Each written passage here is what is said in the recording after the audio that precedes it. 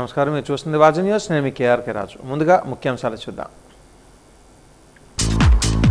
వేపాడ మండలం బల్లంకి గ్రామంలో పట్టాదారు పాస్ పుస్తకాలు పంపిణీ చేసిన హోంమంత్రి అనిత. రైతు సంక్షేమమే కూటమి ప్రభుత్వ ధ్యేయమని స్పష్టం.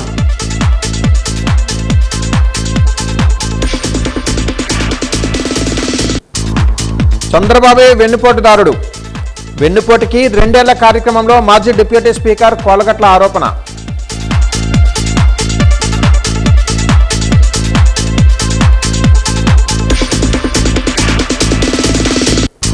ప్రజలకు న్యాయం చేయడమే ప్రభుత్వ ధ్యేయం. పార్వతీపురం పీజీఆర్ఎస్ కార్యక్రమంలో మంత్రి సంధ్యారాణి.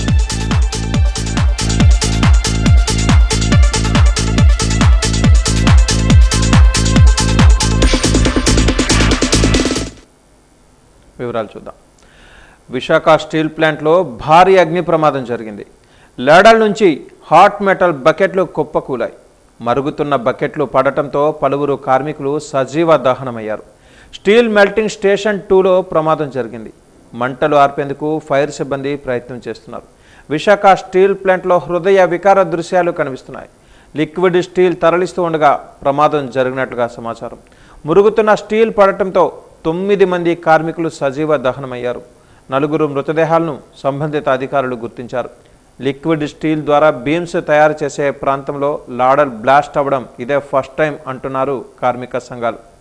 ప్రమాద సమయంలో 150 టన్నుల లిక్విడ్ స్టీల్ మెటల్ ఉందన్నారు కార్మికులు. బ్లాస్ట్ కారణాలపై దర్యాప్తు జరుగుతుంది. సహాయక చర్యలు కొనసాగుతున్నాయి. ఏంటైంది, మొత్తం బ్లాస్ట్ అయిపోయింది. అసలు ఎవరికి ఏమైందో ఏటో ఏమీ తెలియలేదు. లిక్విడ్ బ్లాస్ట్ అయిందో లేకపోతే ఎలక్ట్రికల్ షార్ట్ సర్క్యూట్ అయిందో తెలియట్లేదు. మొత్తం బ్లాస్ట్ అయిపోయింది. క్రేన్ 2 కాలిపోతుంది పైన. అయితే ఇమీడియట్గా ఎవరైనా ఫస్ట్ ఎయిడ్కి వాళ్ళకి ఫోన్ చేయండి ఇమీడియట్గా. గత ప్రభుత్వ హయాంలో భూ రీసర్వే పేరుతో 70% పైగా తప్పులతో పాస్ పుస్తకాలు తయారు చేసి రైతులను తీవ్ర ఇబ్బందులకు గురి చేశారని రాష్ట్ర హోంమంత్రి, విజయనగరం జిల్లా ఇన్ఛార్జ్ మంత్రి వంగలపూడి అనిత విమర్శించారు. వివాదాస్పద ల్యాండ్ టైటిలింగ్ యాక్ట్ ద్వారా ప్రజలలో తీవ్ర భయాందోళనలు సృష్టించారని ఆమె అన్నారు. విజయనగరం జిల్లా శృంగవరపుకోట నియోజకవర్గం వేపాడ మండలం బల్లంకి గ్రామంలో గురువారం నిర్వహించిన కార్యక్రమంలో ఆమె ముఖ్య అతిథిగా పాల్గొన్నారు. ఈ సందర్భంగా లబ్ధిదారులైన రైతులకు ప్రభుత్వ రాజముద్రతో కూడిన సరికొత్త పట్టాదారు పాస్ పుస్తకాలను ఆమె చేతుల మీదుగా పంపిణీ చేశారు. ఈ సందర్భంగా జరిగిన బహిరంగ సభలో మంత్రి అనిత మాట్లాడుతూ ప్రస్తుత కూటమి ప్రభుత్వం రైతులకు అండగా ఉంటూ అధికారిక రాజముద్రతో కూడిన పాసు పుస్తకాల ద్వారా భూమిపై సంపూర్ణ శాశ్వత హక్కులను కల్పించి వారికి కొండంత భరోసా ఇస్తోందని స్పష్టం చేశారు. తమ ప్రభుత్వం పూర్తి నిబద్ధతతో పారదర్శకంగా ప్రజలకు సేవ చేయడమే లక్ష్యంగా పనిచేస్తుందని నిరూపించుకుంటుందని అన్నారు. ప్రజలు తమ భూమిలో విడదీయరాని అనుబంధం ఉంటుందని, ఆ సెంటిమెంట్ను తమ ప్రభుత్వం గౌరవిస్తుందని అన్నారు.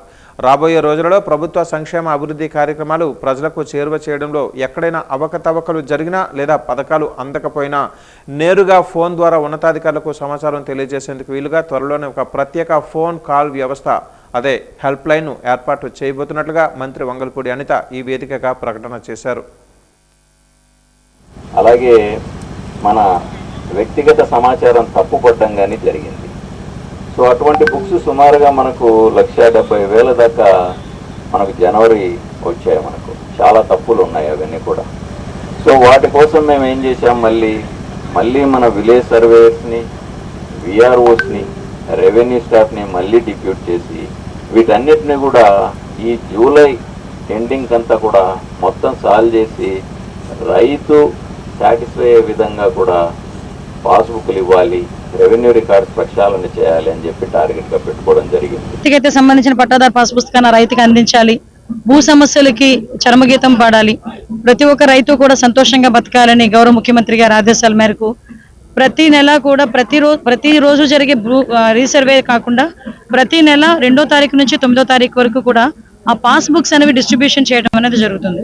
దీనిలో భాగంగానే మీరు అబ్జర్వ్ చేసుకుంటే గౌరవ ముఖ్యమంత్రి గారు సాక్షాత్తు ఏదో ఒక నియోజకవర్గంలోకి వెళ్ళి దానికి సంబంధించిన పాస్ పుస్తకాలు కూడా వాళ్ళందరికీ కూడా పంపిణీ చేయడం జరుగుతుంది. దానిలో భాగంగా ఈరోజు మనకి వెస్ట్ గోదావరిలో కూడా సార్ ప్రోగ్రామ్ జరుగుతుంది. ఈరోజు అందులో భాగంగానే ఈరోజు బల్లంకి గ్రామానికి ఇక్కడికి రావడం జరిగింది.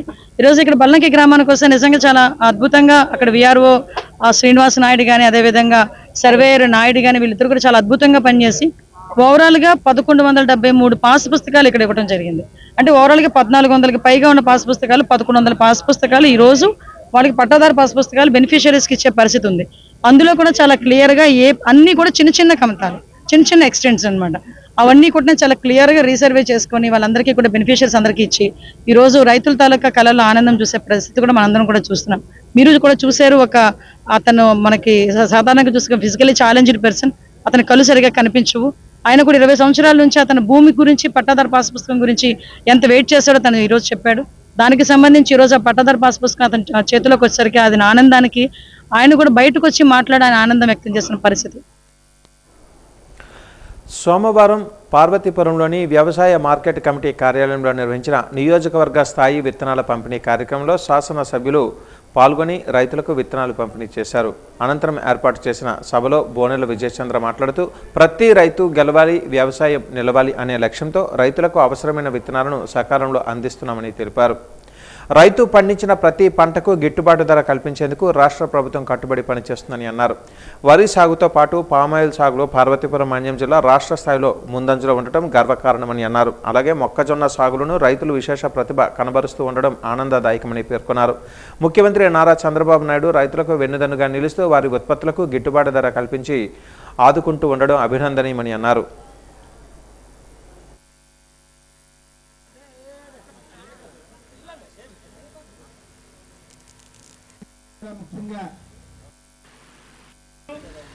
రికార్డ్స్ ప్రకారం ఈస్ట్ గోదావరిని వెస్ట్ గోదావరిని వెనక్కి నెట్టి పార్వతీపురం మన్యం జిల్లా పామ్ ఆయిల్లో అత్యధికంగా దిగుబడి ఇస్తున్న జిల్లా. రేపు మేజ్ కూడా అలాగే చేయాలి. మొక్కజొన్న కూడా మనం ముందుకు వెళ్తున్నాం. మొక్కజొన్న కూడా అత్యధిక దిగుబడి ఇచ్చి మంచి వాల్యూ ఇచ్చే అది కూడా ఒక పంట. దాని వైపు కూడా మొగ్గాల్సిన అవసరం ఉంది. కోకో వైపు మొగ్గాల్సిన అవసరం ఉంది. కొన్ని అద్భుతమైన వ్యవసాయాలు ఉన్నాయి, అందులో కూడా మనం షిఫ్ట్ అవ్వాల్సిన అవసరం ఉంది. మీరు రైతు అనేవాడు కష్టజీవి, రైతు అనేవాడు కూడా ధనవంతుడు అనే ఒక పదానికైతే రావాలని ఆలోచించే వ్యక్తిగా ప్రతి రైతు స్మార్ట్గా ఆలోచించండి. ప్రభుత్వం రైతుకి వెన్నుదన్నుగా ఉంది. ప్రభుత్వం మీరు ఇచ్చిన పంటకి భరోసా ఇస్తుంది. పండించిన పంటకి ప్రభుత్వం మీరు కట్ చేసి మిల్లుకి పంపించే లోపే డబ్బులు ఇచ్చే బాధ్యత మేము తీసుకుంటున్నాం. అలాగే ఏదైతే మాట ఇచ్చామో ఆ మాట ప్రకారం అన్నదాత సుఖీభవ అని చెప్పి 20,000 ఇవ్వడం జరిగింది. ఈ సంవత్సరం కూడా 20,000 ప్రతి రైతు అకౌంట్లో పంపిస్తాం. అలాగే మీ పాస్బుక్ మీకే ఇచ్చాం, మీ ఫోటోలు వేసి ఇచ్చాం. గత ప్రభుత్వంలో పోల్చుకుంటే మా ప్రభుత్వం వచ్చి 2 సంవత్సరాలు అయింది. ఈ 2 సంవత్సరాల్లో చాలా ప్రజాసేవలను తీసుకుంటే ఏం చెప్పారంటే ఈ 2 సంవత్సరాల్లో ఎక్కడా చెట్లు కొట్టలేదు, ఈ 2 సంవత్సరాలు ఎక్కడా పరదాలు పట్టలేదు, ఈ 2 సంవత్సరాలు ఎక్కడ అడ్డ గోడలు కట్టలేదు, ఈ 2 సంవత్సరాలు రోడ్లు వెనక్కి చేయలేదు, ఈ 2 సంవత్సరాలు ఎక్కడా కూడా ఆడపిల్లల పైన అత్యాచారాలు జరగలేదు. ఈ 2 సంవత్సరాల్లో జరిగింది ఏంటంటే ఖచ్చితంగా 23 నెలల్లో 23 లక్షల కోట్లు తీసుకొచ్చిన ఘనత మన చంద్రబాబు నాయుడు గారిది, కూటమి ప్రభుత్వంది. చంద్రబాబు తన మామను వెన్నుపోటు పొడిచి ముఖ్యమంత్రి పదవి పొందారని మాజీ డిప్యూటీ స్పీకర్ కోలగట్ల వీరభద్రస్వామి ఆరోపించారు. వెన్నుపోటుకు 2 ఏళ్లు నిరసన కార్యక్రమంలో భాగంగా విజయనగరం నియోజకవర్గం వైసీపీ నాయకుల సమావేశం నిర్వహించారు. ఈ సందర్భంగా వీరభద్రస్వామి మాట్లాడుతూ కూటమి ప్రభుత్వ వైఫల్యాలను వైసీపీ నాయకులు ప్రజలలోకి తీసుకుని వెళ్లాలని అన్నారు. అబద్ధపు హామీలు ఇచ్చి చంద్రబాబు గద్దెనెక్కారని మండిపడ్డారు. డిప్యూటీ సీఎం పవన్ కళ్యాణ్ ఎన్నికల ముందు ఎన్నో మాట్లాడారని, ఇప్పుడు నోరు మెదపటం లేదని ధ్వజమెత్తారు. వైసీపీ కార్యకర్తలు సామాజిక మాధ్యమాలను ఎక్కువగా వాడుకోవాలని అన్నారు. ఈ కార్యక్రమంలో మాజీ డిప్యూటీ మేయర్ కోలగట్ల శ్రావణి, వైసీపీ నాయకులు మామిడి అప్పలనాయుడు, ఎస్వీవి రాజేష్ తదితరులు పాల్గొన్నారు.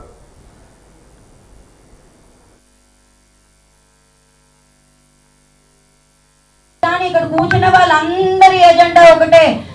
వచ్చే కాలంలో 2029లో ఖచ్చితంగా వైఎస్ఆర్సీపీ జెండా మన విజయనగరంలో రెపరెపరాడాలి. దానికి ఎంతమంది సిద్ధమని అడుగుతున్నాం? ఎంతమంది సిద్ధమని అడుగుతున్నా? మనం ఎక్కడా కూడా ఏ తప్పు చేయలేదు. మనం తల ఎత్తుకొని ఈ రోజు ప్రతి ఒక్కరికి కూడా నేను జగన్మోహన్ రెడ్డి గారి యొక్క పార్టీ, నేను వైఎస్ఆర్సీపీ పార్టీ అని గట్టిగా గొంతెత్తి చెప్పగలము. ఈ రోజు టీడీపీ ప్రభుత్వం ఒక్కటంటే ఒక్క హామీ కూడా తీర్చలేదు. ఈ రోజు మన అందరం కూడా చేస్తున్న ఏ కార్యక్రమం అయినా సరే జగన్మోహన్ రెడ్డి గారి యొక్క దృష్టికి వెళ్ళాలి అంటే మనమందరం ఏం చేయాలి? మనం చేస్తున్న కార్యక్రమాలు సోషల్ మీడియాలో పెట్టాలి. సూపర్గా ఈ రాష్ట్రంలో అమలు జరుగుతుందని చెప్పుకునే దుస్థితిలో మన ముఖ్యమంత్రి గారు ఉన్నారని సాక్షాత్తు అసెంబ్లీ శాసనసభ సమావేశాల్లో సూపర్ 6 ఈ రాష్ట్రంలో అమలు జరుగుతుంది, సూపర్గా అమలు జరుగుతుంది చెప్తున్నారు. మరి మన పార్టీ అయితే ప్రతిపక్ష పార్టీగా ప్రజలకు వాస్తవాలు తెలియజేయాలనే ఒక ఆలోచనతో వివిధ కార్యక్రమాలని రూపొందించి ప్రజల్లో తీసుకెళ్ళడం జరుగుతుంది. గడప గడపకి అంటే ఇంటింటికి వెళ్ళేటప్పుడు ఈ పుస్తకాలను పట్టుకొని వెళ్ళి ఇందులో ఏ సంక్షేమ కార్యక్రమాలు మీకు వస్తున్నాయి, ఏ సంక్షేమ కార్యక్రమాలు రావడం లేదు, రేపు ఏదైనా ఒక సందర్భంలో ఈ కూటమి నాయకులు వస్తే నిలదీసి అడగండి అని ప్రజల్లో చైతన్యం తేవాల్సిన బాధ్యత ప్రతిపక్ష పార్టీగా మనందరి మీద ఉందని ఈ సందర్భంగా తెలియజేస్తూ 2వ తారీఖుని నియోజకవర్గ స్థాయి ఒక ర్యాలీ నిర్వహించమన్నారు, ప్రజలకు వాస్తవాలు తెలియజేయమన్నారు. కాబట్టి 12వ తేదీని ఉదయం 10 గంటలకి న్యూపూర్ణ జంక్షన్ దగ్గరికి ప్రతి డివిజన్ నుంచి అత్యధిక సంఖ్యలో నాయకులు కార్యకర్తలు వచ్చిన విధంగా మహిళా నాయకులు, యువతన, విద్యార్థి, కార్మిక, ఇంకా అనుబంధ సంఘాలు అన్నీ కూడా అనేక అనుబంధ సంఘాలు ఉన్నాయి. అనుబంధ సంఘాల నాయకులు, కార్యకర్తలు కూడా వచ్చిన విధంగా వేలాది మంది ఆ కార్యక్రమాల్లో పాల్గొని జగన్మోహన్ రెడ్డి గారు నాయకత్వాన్ని కోరుతున్నారు ఈ రాష్ట్రంలో ప్రజలని. ఎన్నికలప్పుడే ప్రజల అవసరం మాకు ఉన్నది అనుకోకండి. ఎన్నికలప్పుడే ప్రజలకి మాకు ప్రజల అవసరం ఎంత ఉందో 5 సంవత్సరాల కాలం మేము ప్రజలకు ఉపయోగపడతాము. అది ఆ పని అనేది అర్ధరాత్రి కూడా పలుకుతాము. ఒక సాధారణ యువకుడు చేసిన చిన్న ప్రయత్నం, ఓ పెద్దాయన చిరకాల వాంఛ, బాధ్యత గల నాయకుడి స్పందన, ఈ ముగ్గురు కోట్లాది ప్రజల మనసును గెలుచుకున్నారు. ఎక్కడో పశ్చిమ గోదావరి జిల్లాలో ఒక సాధారణ యువకుడు సెల్ ఫోన్ ద్వారా ఒక పెద్దాయనను చేసిన ఇంటర్వ్యూ నేడు సోషల్ మీడియాలో, న్యూస్ ఛానల్స్లో వార్తాంశంగా మారింది. పెద్దయిన సత్యనారాయణను ఆ యువకుడు అడిగిన ప్రశ్నకు ఎంతో నిజాయితీగా, కల్మషం లేని మనసుతో మాట్లాడిన తీరును చూసి చలించిన ముఖ్యమంత్రి చంద్రబాబు నాయుడు వెంటనే ఎంతో గౌరవంతో సత్యనారాయణ గారు రేపు మనం సిద్ధాంతంలో కలుద్దాం అంటూ బదులిచ్చారు. కోట్లాది ప్రజల మనసును గెలిచిన ఈ ఘటనలో ఆ పెద్దయిన మాటలు చూస్తూ ఉంటే నిజంగా ఆనందకరంగా ఉంటుంది. సాధారణ యువకుడు, నిజాయితీ కలిగిన పెద్దయిన, బాధ్యత గల నాయకుడు, వీరి ముగ్గురు కలయికతో ఈ ప్రయత్నం అందరినీ అలరిస్తోంది.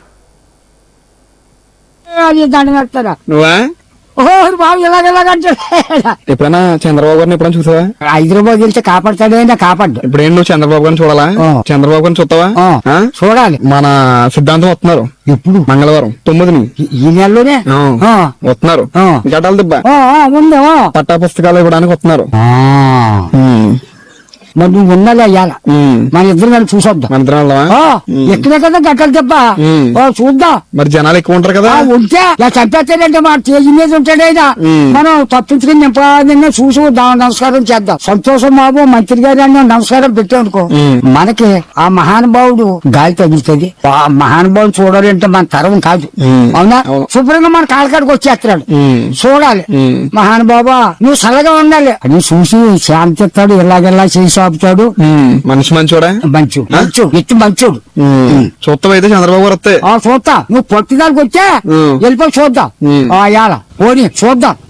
చెయ్యిందా చూద్దాం. చూసి నేను పోటీగా చేస్తారా చంద్రబాబు నాయుడు గారు అది దండం పెడతారా? నువ్వా? బాబు ఇలాగెలాగంటే చంద్రబాబు నాయుడు వస్తున్నాడు గట్టలు దెబ్బ మంగళవారం. వస్తావైతే మరి జనాలు ఎక్కువ ఉంటారు కదా? చంపేస్తారా? ఏదో పీరిగా జారిపోతావా? ఏమో నాకు భయం వేస్తుంది తొక్కేస్తారేమోని. ఒక్కరికి ఎక్కడో అళ్ళు మూసాడు అబద్ధంగా గెద్దేస్తారేంటి? ఇలా తప్పుకుంటా వెళ్తే పొగటాలే కదా, తప్పించుకుంటే వెళ్తాం. ఆ మాత్రం దూరంలో పైన ఉంటాడు చంద్రబాబు నాయుడు గారు నమస్కారం అంటాడు. అంటావా? అంటాను. వినపడుతుందా? చీకరు లాగేస్తే ఇప్పుడు చూస్తాడు బాబు ఇలాగంటాను. బాయ్ చెప్తావా? బాయ్ బాయ్ అంటాను. సంతోషం బాబు అంటాడు. హెలికాప్టర్ మీద వస్తాడు. సైకిల్ మీద రావాలంట కాదు, అక్కడ దాకానే. అక్కడ దాకా కాదు, అందరినీ ఆ రోజు సైకిల్ మీద రమ్మన్నారు. పోయి సైకిల్ మీద వెళ్తా చూస్తాక ఎవరెవరు వస్తారో వాళ్ళందరినీ సైకిల్ మీద రమ్మన్నారు. నా సైకిల్ నాకుంది, సైకిల్ నా సైకిల్ నాకు ఉంది. వెళ్దా పోతే అంటే 2 మైళ్ళు ఉంటాము. చూద్దాం చూసి ఆ మహానుభావుడు చెప్పి అలా ఓకెట్టుకుని మనసులో అనుకుని కాశీలో దొరకపోతే కాళ్ళకాడికి వచ్చాడు అప్పుడేదో పట్టుకొద్దా అవి పట్టుకున్నా మహానుభావుడిని. ప్రజా సమస్యలను పరిష్కరించడం ప్రభుత్వ ప్రధాన లక్ష్యమని రాష్ట్ర స్త్రీ శిశు సంక్షేమ మరియు గిరిజన సంక్షేమ శాఖ మంత్రి గుమ్మిడి సంధ్యారాణి అన్నారు. సోమవారం జిల్లా కలెక్టరేట్లో నిర్వహించిన పీజీఆర్ఎస్ కార్యక్రమంలో జిల్లా కలెక్టర్ డాక్టర్ ఎన్ ప్రభాకర్ రెడ్డితో కలిసి ప్రజల నుంచి వినతులు స్వీకరించారు. అనంతరం ఆమె మీడియాతో మాట్లాడుతూ ప్రజా సమస్యలను పూర్తిగా విన్నప్పుడే సరైన పరిష్కారం చూపగలమని మంత్రి పేర్కొన్నారు. పీజీఆర్ఎస్కు వచ్చిన వినతులలో పరిష్కరించదగిన వినతులను సమస్యలను వెంటనే పరిష్కరిస్తున్నామని, కొన్ని అంశాలలో అక్కడికక్కడే చర్యలు తీసుకుంటున్నామని తెలిపారు. వినికిడి సమస్యతో బాధపడుతున్న ఒక మహిళకు వెంటనే హియరింగ్ మిషన్ మంజూరు చేయగా భర్త మరణంతో ఉద్యోగ నియామకం కోరిన మరో మహిళకు కూడా తక్షణమే చర్యలు చేపట్టినట్లు వెల్లడించారు. 4-5 ఏనుగులు వచ్చి ఈరోజు పదుల సంఖ్యలో ఏనుగులు వచ్చే పరిస్థితి వచ్చింది. ఈరోజు పరిస్థితి ఏంటంటే ఆ ఏనుగుల వల్ల పంట నష్టం ఒక పక్క అవుతుంది, ప్రాణ నష్టం ఒక పక్క అవుతుంది. అది అతి త్వరలోనే వీటికి ముగింపు పలకాలని మేము అటవీ శాఖ అధికారులను ఆదేశించడం కూడా జరుగుతుంది. ఎందుకంటే చాలా ఇబ్బంది పడుతున్నారు. అక్కడికి వీళ్ళు కూడా మనుషులు పంపిస్తున్నారు, ట్రాక్ చేస్తున్నారు, కానీ సమస్య పరిష్కారం కావడం లేదు. సమస్య పరిష్కారం అయ్యే విధంగా మనం ముందుకు వెళ్లాల్సిన అవసరం కూడా ఉందని, ఇక్కడికి వచ్చిన వాటిల్లో ఎక్కువ సమస్యలు భూ సమస్యలు వస్తున్నాయి. మనందరికి కూడా తెలుసు భూ సమస్య. మా పొలం వాళ్ళు తీసుకున్నారనో, వీళ్ళు తీసుకున్నారనో, వాళ్ళు రాయించుకున్నారనో, ఇప్పుడు ఒక పెద్ద ఆయన వచ్చి నా భూమిని ఆ పక్క వాళ్ళు దున్నేస్తున్నారు అని చెప్పడం. అలాంటి కొన్ని సమస్యలు ఉన్నాయి. కాబట్టి వీటన్నిటికీ కూడా పరిష్కార మార్గాలు ఇక్కడ జిల్లా అధికారులు అందరూ ఉన్నారు. కలెక్టర్ గారి ఆధ్వర్యంలో, అలాగే పిఓ గారి పర్యవేక్షణలో వీళ్ళందరూ కూడా ఈ సమస్యలన్నీ కూడా మనం ఖచ్చితంగా తీర్చుకొని, అంటే పార్వతీపురం మన్యం జిల్లాలో గ్రీవెన్స్ లో సమస్యలు తగ్గుతూ వస్తున్నాయనేది ఒక ఉదాహరణ. అంటే బొండపల్లి మండలం కిండాం అగ్రహారం రెవెన్యూ పరిధిలో ఎంఎస్ఎంఈ పార్క్ కోసం భూసేకరణ, రైతుల వద్ద నుంచి భూసేకరణ ఇవ్వడం జరిగిందని సిపిఎం జిల్లా కార్యదర్శి తమ్మినేని సూర్యనారాయణ అన్నారు. భూసేకరణ ప్రతిపాదనను వెనక్కి తీసుకోవాలని పీజీఆర్ఎస్లో జిల్లా రెవెన్యూ అధికారికి రైతులు వినతి పత్రాన్ని అందజేశారు. ఈ సందర్భంగా సూర్యనారాయణ మాట్లాడుతూ వ్యవసాయ ఆధారంగా జీవనం సాగిస్తున్న రైతుల భూములను ప్రభుత్వం తీసుకోవడం దారుణమని అన్నారు. నష్టపరిహారం డబ్బులతో మళ్లీ భూములు కొంటే ఇచ్చిన భూమిలో సగం భూమి కూడా రాదని అన్నారు.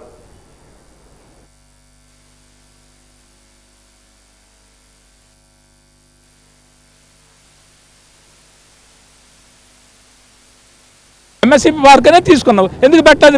ఇప్పుడు ఏంటి ఫుడ్ ప్రాసెసింగ్, మ్యాంగో ప్రాసెసింగ్ అని అంటున్నావు ఈ మామిడి తోటలు. కాబట్టి ఇదంతా బూటకం, ఇదంతా నాటకం. ఎందుకంటే కట్టాలంటే ఇప్పుడు జిల్లాలో మనం చూసాం, చాలా చోట్ల భూములు తీసుకున్నారు, ఎక్కడ ఫ్యాక్టరీ కట్టలే. గత 20 ఏళ్ళ నుండి చూస్తాను, 10 ఏళ్ళ నుండి చూస్తాను, ఈ మధ్యకాలం చూస్తున్నాం. ఎక్కడ చూసినా తీసుకోవడం తప్ప, లాగేసుకోవడం తప్ప, ఒక ఫ్యాక్టరీ కట్టింది లేదు, రైతుకు ఉద్ధరించింది లేదు. అందుకని ఇక్కడ మీరు తీసుకోవాల్సి కావాలని కుట్ర జరుగుతుంది ఇక్కడ. ఎందుకంటే ఆల్రెడీ మీకు కావాల్సిన ఉంది, 50 ఎకరాలు తీసుకున్నారు. ఇప్పుడు అక్కడ ఎందుకు పెట్టలేదు? ఇప్పుడు దాకా అక్కడ పెట్టాలి కదా. అక్కడికి పారిశ్రామికవేత్తలు అక్కడ రాలేదు కాబట్టి, అది ఇష్టపడలేదు కాబట్టి దాన్ని పక్కన తోసేసి ఇప్పుడు రైతులు పచ్చటి పొలాలు, పచ్చటి భూములు, సన్న శనగ రైతులు, పేద రైతులు వీళ్ళ భూములు తీసుకోవడానికి వీళ్ళ మీరు కన్నేశారు. కాబట్టి దీన్ని అంగీకరించేది లేదు. రైతులందరూ కూడా ఏకగ్రీవంగా తీర్మానం చేసుకుని రాజకీయాలు ఖచ్చితంగా ఈ రోజు కలెక్టర్ గారిని చెప్పడానికి వచ్చారు. ఎట్టి బస్సులో భూములు జోలికి వస్తే ఒప్పుగాము, ఆ భూముల జోలికి రావడానికి లేదు. మీకు అవసరమైన భూమి ఆల్రెడీ అక్కడ ఉంది, కావాలని కుట్ర జరుగుతుంది ఇక్కడ. ఈ భూములు ఇవ్వడానికి అయితే రైతులు సిద్ధంగా లేరు. ఒకవేళ మీరు ఏదైనా సిద్ధపడితే మాత్రం తాడోపేడో తేల్చుకోవడానికి ఇక్కడ రైతాంగం ప్రాణాలు ఇవ్వడానికి సిద్ధం తప్ప ఆ భూములు ఇస్తే వాళ్ళు బతకలేరు. ఎందుకంటే వాళ్ళకి ఒక మార్గం లేదు. వాళ్ళకు 50 సెంట్లు, 60 సెంట్లు, ఎకరా 2 ఎకరాలే చిన్న సన్నకారు రైతులు. అది ఇచ్చేస్తే ఆల్టర్నేటివ్ లేదు. వాళ్ళకి ఉద్యోగం ఇస్తావా, ఉపాధి కల్పిస్తావా? వాళ్ళ భవిష్యత్తు ఏంటి? నువ్వేం చేయలేవు. ఇప్పుడు వరకు ఏం చేయలేదు, తీసుకోవడం తప్ప ఇచ్చేదేమి లేదు. కాబట్టి ఆ భూముల జోలికి వస్తే ఊరుకోమని చెప్పేసి హెచ్చరిస్తాను. జిల్లా కలెక్టర్ గారికి, అధికారులు, యంత్రాంగానికి చెప్తున్నాం. ఈరోజు ఈ రైతుల తాలూకు ఘోష వినాలి. వినకుండా కానీ ముందుకెళ్తే మాత్రం పరిణామాలు తీవ్రంగా ఉంటాయని చెప్పేసి హెచ్చరిస్తాను. స్మార్ట్ కిచెన్ల పేరుతో మధ్యాహ్న భోజన పథకాన్ని ప్రైవేటు వ్యక్తులకు అప్పగించవద్దని, ప్రభుత్వమే మరింత సమర్థవంతంగా అమలు చేయాలని ఏపీ మధ్యాహ్న భోజన పథకం కార్మికుల యూనియన్ ప్రధాన కార్యదర్శి సుధారాణి డిమాండ్ చేశారు. మధ్యాహ్న భోజన పథక కార్మికులు ఈరోజు కలెక్టరేట్ దగ్గర ధర్నా నిర్వహించారు. ఈ సందర్భంగా ఆమె మాట్లాడుతూ స్మార్ట్ కిచెన్ల పేరుతో భోజన పథకాన్ని ప్రైవేటు వారికి అప్పగించవద్దని అన్నారు. మధ్యాహ్న భోజన పథకాన్ని ప్రభుత్వమే మరింత సమర్థవంతంగా అమలు చేయాలని కోరారు. పెరుగుతున్న ధరలకు అనుగుణంగా మెనూ ఛార్జీలు పెంచాలని కోరారు. ఏ నెలకు ఆ నెలే బిల్లులు చెల్లించాలని అన్నారు. మధ్యాహ్న భోజన పథక కార్మికులకు సకాలంలో జీతాలు ఇవ్వాలని డిమాండ్ చేశారు. ఎంఈఓ మీటింగ్ పెట్టాలి. జిందాబాద్ సిఐటియు. 80,000 మంది కార్మికులు ఈ రోజు ఉపాధి కోల్పోతున్నారు. కనీసం జీతం కూడా 3,000 రూపాయలతో పనిచేయమని చెప్తున్నారు. 10,000 రూపాయలు ఇవ్వాలి. మెనూ ఛార్జీ 20 రూపాయలు చేయాలి. రిటైర్మెంట్ బెనిఫిట్స్ ఇవ్వాలి. ప్రమాదాలు జరుగుతున్నాయి వంట చేసినప్పుడు. ఈ మధ్య కాలంలో విజయనగరంలో 3 సంఘటనలు జరిగాయి. కనీసం వాళ్ళకి ప్రమాద బీమా సౌకర్యం లేదు. వండినప్పుడు ప్రమాదం జరిగితే ఈరోజు ఎవరూ పట్టించుకునే పరిస్థితి లేదు. శ్రీకాకుళంలో ఒక ఆవిడ చనిపోయింది వంట చేస్తుండగా చీరకి నిప్పంటుకొని. ఆవిడికి 20 లక్షలు ఇమ్మని అడిగాం, రూపాయి కూడా ఇవ్వలేదు. ఈరోజు కేంద్ర రాష్ట్ర ప్రభుత్వాలు మధ్యాహ్న భోజన పథకాన్ని నిర్లక్ష్యం చేస్తున్నారు. ఏమాత్రం చిత్తశుద్ధున్నా వేతనం 10,000 ఇవ్వండి, మెనూ ఛార్జీ 20 రూపాయలు పెంచండి, ప్రమాద బీమా సౌకర్యం కల్పించండి, ఇన్సూరెన్స్ కి సౌకర్యం కల్పించండి, గుర్తింపు కార్డులు ఇవ్వండి, ఉద్యోగ భద్రత కల్పించండి, రాజకీయ వేధింపులు ఆపండి అని ఈరోజు మేము యూనియన్గా డిమాండ్ చేస్తున్నాం. పెద్ది సినిమాలో ఆదివాసులను అగౌరవపరిచిన పదాలను తొలగించి ఆదివాసులకు బహిరంగ క్షమాపణ చెప్పాలని సెన్సార్ బోర్డు సభ్యులపై అట్రాసిటీ కేసు నమోదు చేయాలని ఆదివాసీ జాయింట్ యాక్షన్ కమిటీ జిల్లా అధ్యక్షులు తుమ్మిడి అప్పలరాజు ద్వారా డిమాండ్ చేశారు. సెన్సార్ బోర్డు సభ్యులపై అట్రాసిటీ కేసు నమోదు చేయాలని పీజీఆర్ఎస్లో వినతిపత్రాన్ని అందజేశారు. తన మనోభావాలు దెబ్బతీసేలా కొండనా కొడుక, కొండముండా కొడుక, కొండోడి కాలు పట్టుకోవాలా అని తమ జాతిని అవమానపరచాల్సిన అవసరం ఏముందని ప్రశ్నించారు.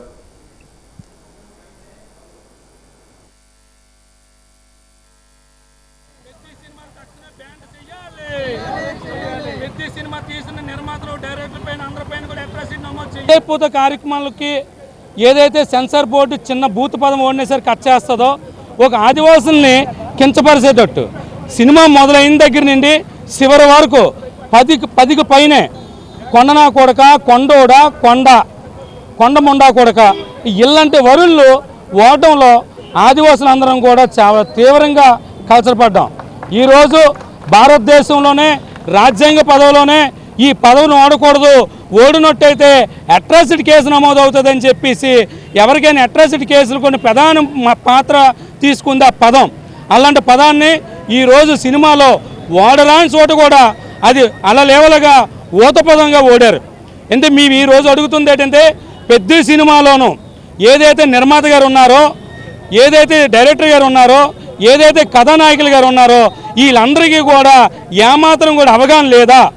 ఒక ఆదివాసీ కమ్యూనిటీని పేరు పెట్టి తిడితే శిక్షార్హులు అవుతామని చెప్పి అవగాహన లేదా? ముందు సెన్సార్ బోర్డు వాళ్ళపైన అట్రాసిటీ కేసు నమోదు చేయాలి. అదేవిధంగా ఆంధ్రప్రదేశ్ రాష్ట్రంలో ఉన్నా కాదు భారతదేశంలో వ్యాప్తంగా సినిమా రిలీజ్ అయింది కాబట్టి ఆదివాసులందరూ కూడా బహిరంగ క్షమాపణ చెప్పించాలి. మెగా డిఎస్సి 2025 నిరుద్యోగ యువత భవిష్యత్తుకు సంబంధించిన అత్యంత కీలకమైన పరీక్షని, కానీ ఈ పరీక్ష నిర్వహణలో లీకేజీలు ఎన్నో జరిగాయని వైఎస్ఆర్సీపీ ఎస్సీసీఎల్ నాయకులు పీర్బండి జయహింద్ కుమార్ ఆరోపించారు. డిఎస్సి లీకేజీలు అక్రమాలపై సిబిఐ విచారణ జరపాలని కోరుతూ పీజీఆర్ఎస్లో డిఆర్ఓకు వినతి పత్రాన్ని అందజేశారు. ఈ సందర్భంగా ఆయన మాట్లాడుతూ ప్రశ్నపత్రాల తయారు నుంచి పరీక్షల నిర్వహణ వరకు నిశ్చితంగా దర్యాప్తు చేయాలని కోరారు. అక్రమాలకు పాల్పడిన అధికారులు, మధ్యవర్తులు, రాజకీయ ఒత్తిడులకు కారణమైన వారిపై కఠిన చర్యలు తీసుకోవాలని డిమాండ్ చేశారు.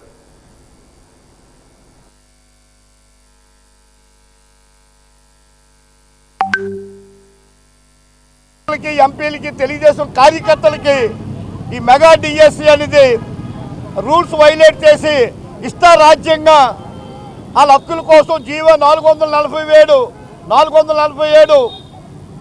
జీవోని తీసుకొచ్చి స్పోర్ట్స్ కోట 2% ఉండదాన్ని 3% చేసి ఈ మెగా డిఎస్సి అంటే ప్రక్రియ అయిన తర్వాత మళ్ళీ 447 జీవోని మూసేసి మళ్ళీ 2005, 2026 జీవోని తీసుకొచ్చి మళ్ళీ పెట్టారు. వాళ్ళకి వాళ్ళ అనుకూలమైన అభ్యర్థులకు అందరికీ కూడా డిఎస్సిలో పోస్టులు వచ్చిన తర్వాత 37 నేషనల్ స్పోర్ట్స్ 37 ఉన్న శాతాన్ని 47 మందికి కోటాలో కల్పించి స్పోర్ట్స్ కోటాలోని అథ్లెటిక్స్ స్పోర్ట్స్ కోటా లేనివి కూడా 10 అక్రమంగా కల్పించి తోడు చేసి 2% స్పోర్ట్స్ కోటాని 3% పెంచి టీడీపీ కార్యకర్తలకి, టీడీపీ నాయకులకి, టీడీపీ అభిమానులకి కేవలం ఉద్యోగాలు ధారాదత్తం చేశాడు లోకేష్ కుమార్. ఈ మెగా డిఎస్ని సిబిఐ కొప్పు చెప్పి న్యాయ విచారణ జరపాలి. కలెక్టరేట్ ఆడిటోరియంలో నిర్వహించిన ప్రజా సమస్యల పరిష్కార వేదిక మరియు రెవెన్యూ క్లినిక్ కార్యక్రమాలకు జిల్లా నలుమూలల నుండి ప్రజలు తరలివచ్చి తమ సమస్యలపై వినతి పత్రాలు, ఫిర్యాదులు అధికారులకు అందజేశారు. పీజీఆర్ఎస్ రెవెన్యూ క్లినిక్ వినతులపై అందిన 229 వినతులు నమోదు కాగా అందులో అత్యధికంగా 110 రెవెన్యూ శాఖవే ఉన్నాయి. పీజీఆర్ఎస్ రెవెన్యూ క్లినిక్ వినతుల పరిష్కారాన్ని వేగవంతం చేయాలని, పెండింగ్ వినతుల పరిష్కరించిన వెంటనే డిస్పోజ్ చేయాలని జిల్లా రెవెన్యూ అధికారి సిహెచ్ సత్యబాబు జిల్లా అధికారులకు సూచించారు. వినతులపై సత్వర చర్యలు చేపట్టాలని, రెవెన్యూ సమస్యలు, భూ సర్వే సమస్యలు వెంటనే పరిష్కరించాలని జిల్లా రెవెన్యూ అధికారి ఆదేశించారు. ఎప్పటికప్పుడు పీజీఆర్ఎస్ వినతులను ఆన్లైన్ ద్వారా వెబ్సైట్లో చెక్ చేసుకుని అధికారులు వినతులు త్వరితగతిన పరిష్కరించాలని కోరారు.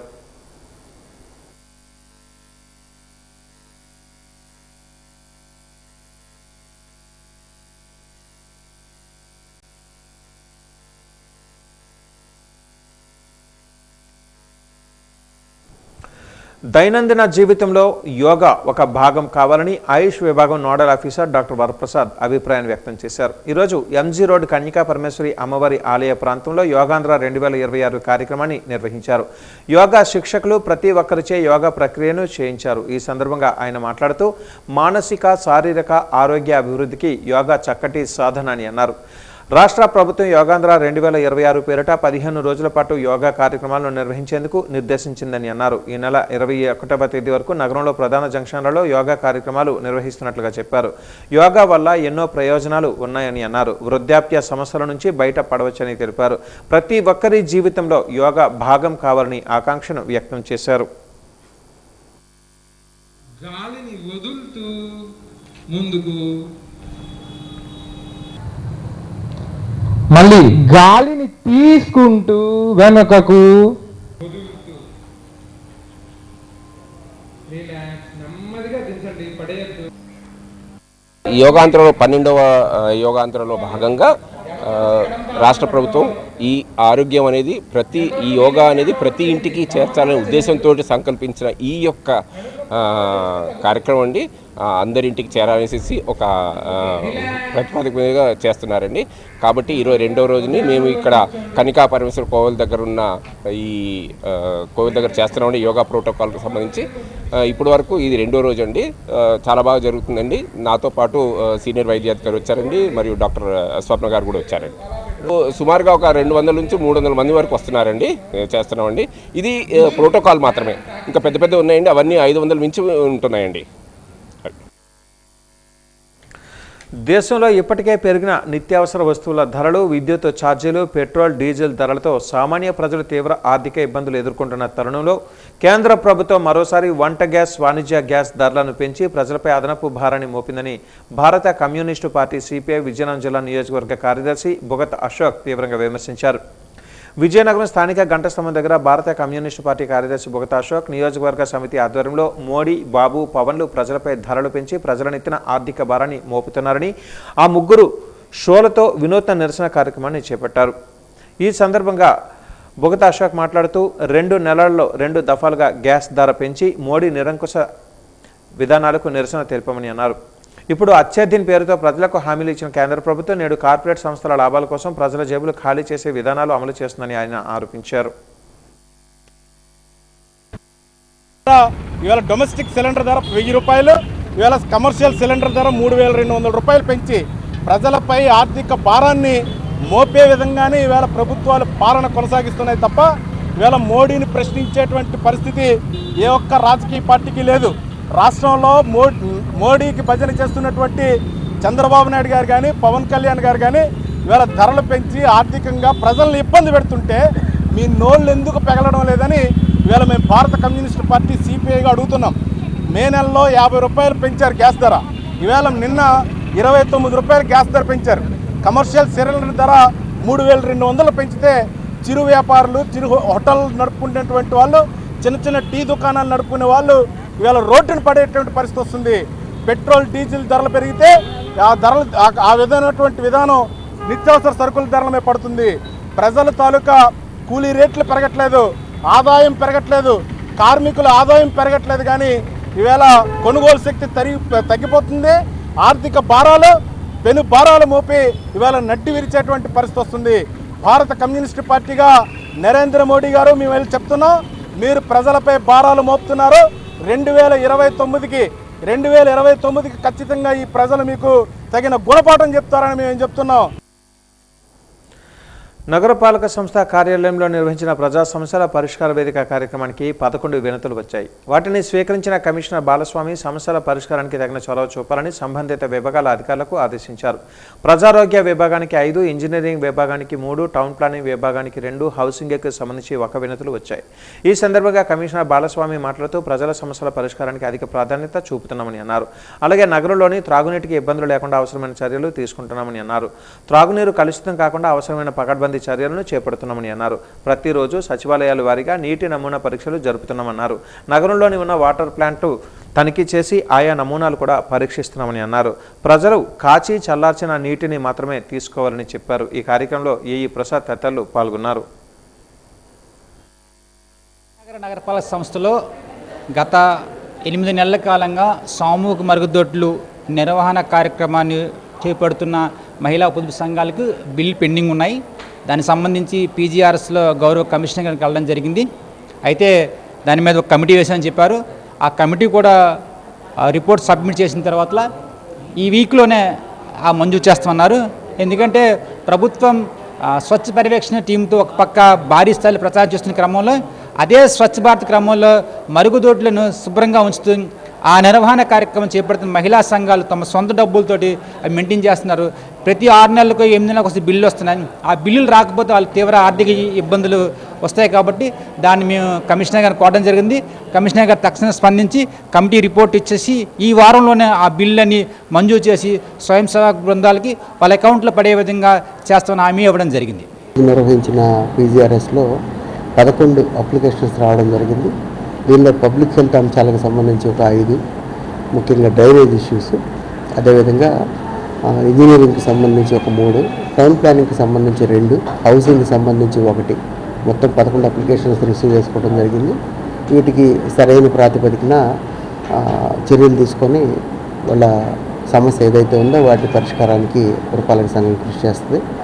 సరఫరాలో ఎక్కడ కూడా కంటామినేషన్ అవ్వకుండా చూసుకోవాలన్నది ఒకటైతే, రెండోది సోర్స్ గ్యాప్ లేకుండా, అంటే ఎంతైతే మనం ఇవ్వగలుగుతున్నామో మిగతా సమయంలో అదే సోర్స్ని ప్రతి గృహస్థుకి కూడా ఈవెన్ సమ్మర్లో కూడా అందేలాగా చూసుకోవాలన్నది మన స్పెషల్ ఆఫీసర్ గారు, అదేవిధంగా జిల్లా కలెక్టర్ గారు వివిధ రివ్యూల్లో చెప్పిన విషయము. అదేవిధంగా గౌరవ ఎమ్మెల్యే గారు కూడా చేసిన రివ్యూల్లో వాటర్ సప్లైకి సంబంధించి సమ్మర్లో ఇబ్బందులు లేకుండా చూడాలన్నది ప్రధానమైన అంశం. దీనిలో భాగంగానే ఇటు నెల్లిమర్ల పంప్ హౌస్ దగ్గర నుంచి కానీ అలాగే మధుపాడు నుంచి వచ్చే ఏవైతే ఉన్నాయో ఈ 2 సోర్సుల ద్వారా మనకి పట్టణానికి నీటి సరఫరా జరుగుతుంది. ఇవి లైన్స్ చాలా పాత అయి ఉండటం వల్ల అనేక సందర్భాల్లో లీకులు అనేవి చాలా కామన్గా వస్తూ ఉన్నాయండి. అయినా సరే ఎక్కడ చిన్న లీక్ అయినట్లయితే 24 గంటల్లో దాన్ని అరెస్ట్ చేసి ఆ ప్రాంతానికి సంబంధించిన వాటర్ సప్లైని రిస్టోర్ చేయడం కోసం గత నెలంతా కూడా ప్రయత్నం చేసి చాలా వరకు ఇబ్బందులు లేని విధంగా ముందుకెళ్ళగలిగాం. దేశంలో మతతత్వ శక్తుల కుట్రలను తిప్పికొట్టాలని సంఘమిత్ర ఆర్ఎస్ జాన్ పిలుపునిచ్చారు. చర్చిలో ఏర్పాటు చేసిన మీడియా సమావేశంలో ఆయన మాట్లాడుతూ భారత రాజ్యాంగంలో ప్రతి ఒక్కరికి సమాన హక్కులు, మత స్వేచ్ఛ ఉందని అన్నారు. అలాంటప్పుడు హరిజనుల హక్కులను ఎలా హరించి వేస్తారని ఆవేదన వ్యక్తం చేశారు. డిప్యూటీ స్పీకర్ రఘురామకృష్ణరాజు దళితులపై ఛాలెంజ్ చేస్తూ దళిత క్రైస్తవుల హక్కులను హరించి వేస్తారని అనడం ఎంతవరకు సరైందని ప్రశ్నించారు. దళితుల నుంచి క్రైస్తవులుగా మారిన వారి హక్కులను హరించడం అనేది రాజ్యాంగంలో ఎక్కడా లేదని అన్నారు. రాజ్యాంగంలో 14వ అధికరణం నుంచి 18వ అధికరణం వరకు సమానత హక్కులు పేర్కొంటుందని అన్నారు. అదేవిధంగా ఆర్టికల్ 20 ప్రకారం ఏ వ్యక్తి అయినా స్వేచ్ఛగా, స్వచ్ఛందంగా, స్వతంత్రంగా తమ మత స్వేచ్ఛను ప్రకటించుకోవచ్చని పేర్కొంటుందని అన్నారు.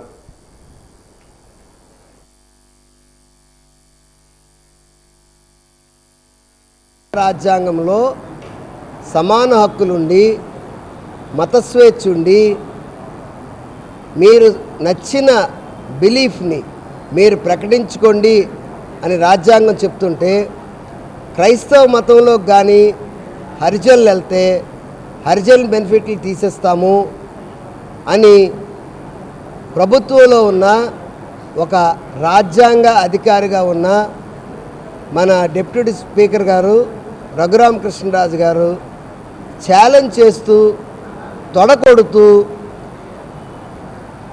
క్రైస్తవ సమాజాన్ని భయభ్రాంతులు చేయడం చాలా విచారకరం. క్రైస్తవం ఏం చెప్తుందంటే బ్రతుకుట క్రీస్తే, చావైతే లాభం. కేవలం చావుని లాభంగా చెప్పిన ఒకే ఒక మతం క్రైస్తవ్యం. మేము రెడీగా ఉన్నాం, వీఆర్ రెడీ టు డై. మేము చచ్చిపోవడానికి సిద్ధంగా ఉన్నాం. అనవసరంగా పడుకున్న వాళ్ళని లేపారు. రానున్న దినాల్లో భారతదేశంలో ఈ ఉద్యమం ఎలాగెళ్తుందో మీరు చూడబోతున్నారు. మొన్న 12వ తేదీని విజయనగరంలో ఒక పెద్ద మహాసభ పెట్టాము. రేపు సెకండ్ సాటర్డే 13వ తారీఖుని జడా శ్రవణ్ కుమార్ గారు, ఫార్మర్ జిల్లా జడ్జి గారు, ప్రస్తుతం హైకోర్టు సుప్రీంకోర్టులో ప్రాక్టీస్ చేస్తున్న ఒక దళిత నాయకుడు విజయనగరం రాబోతున్నారు. ఈరోజు ఎస్ఎఫ్ఐ విజయనగరం జిల్లా కమిటీ ఆధ్వర్యంలో పాఠాలు చెప్పకుండా ల్యాబ్స్ నిర్వహించుకున్న మాస్ కాపీయింగ్కు పాల్పడుతున్న ఐటీఐ కళాశాలలపై చర్యలు తీసుకోవాలని కలెక్టరేట్ పీజీఆర్ఎస్లో జిల్లా డిఆర్ఓకి వినతిపత్రం ఇవ్వడం జరిగింది. ఈ సందర్భంగా ఎస్ఎఫ్ఐ జిల్లా కార్యదర్శి డి రాము మాట్లాడుతూ జిల్లాలో చాలా చోట్ల ఐటీఐ కళాశాలలు పాఠాలు చెప్పకుండా ఎగ్జామ్స్ సమయంలో మాస్ కాపీయింగ్కు ప్రోత్సహిస్తున్నారని అన్నారు. దీనివలన విద్యార్థులు పాస్ అయిన తర్వాత స్కిల్స్ లేకుండా రోడ్లపైన తిరిగే పరిస్థితి ఏర్పడుతుందన్నారు.